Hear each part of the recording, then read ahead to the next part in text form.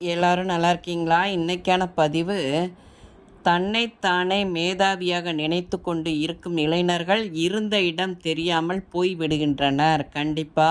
இது மகாவீர் அவர்களுடைய பொன்மொழிகள். இந்த மாசத்துல மகாவீர் ஜெயந்தி கூட வருது.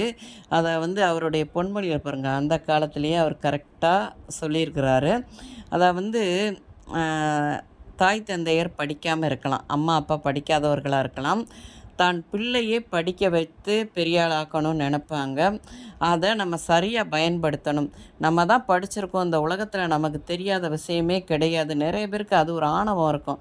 கொஞ்சம் எல்லாமே நமக்கு தான் தெரியும் இந்த உலகத்தில. அடுத்தவனுக்கு எதுவும் தெரியாதுன்னு சொல்லிட்டு, தன்னுடைய பெற்ற அம்மா, அப்பாவுக்கும் ஒண்ணுமே தெரியாது. நம்ம தான் அறிவாளி, அறிவுரை இந்த மாரி பிள்ளைங்கலாம் பார்த்தீங்கன்னா, இருந்த இடம் தெரியாம எங்கேயோ ஒரு இடத்துல அழிஞ்சு போவார்கள். உண்மையில. ஆனா நீ வாழ்க்கையில நீ வெளியில போயி நீ எவ்வளவு படித்திருந்தாலும், நீ வெளியில போயி நீ எல்லா விஷயங்கள் கற்றுக்கொண்டு மேதாவி ஆகவே முடியாது. உன்னுடைய அம்மா, அப்பாவிடம் கற்றுக்கொள். அவங்க வாழ்க்கையில அவங்க படிக்கலைனாலும் அவர்களுடைய வாழ்க்கையில அவர்கள் பட்ட கஷ்டங்கள், அவர்கள் நிறைய அனுபவங்கள் பெற்றிருப்பாங்க.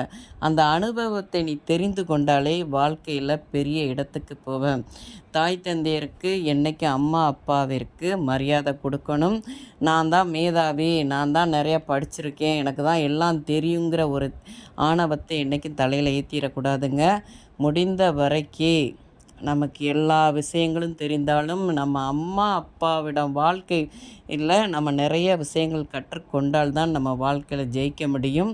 இந்த பதிவு உங்களுக்கு பிடித்திருந்தால், பார்வதி வீட்டு சமையலுக்கு ஆதரவு குடுங்க. ஓம் சாய்ராம்.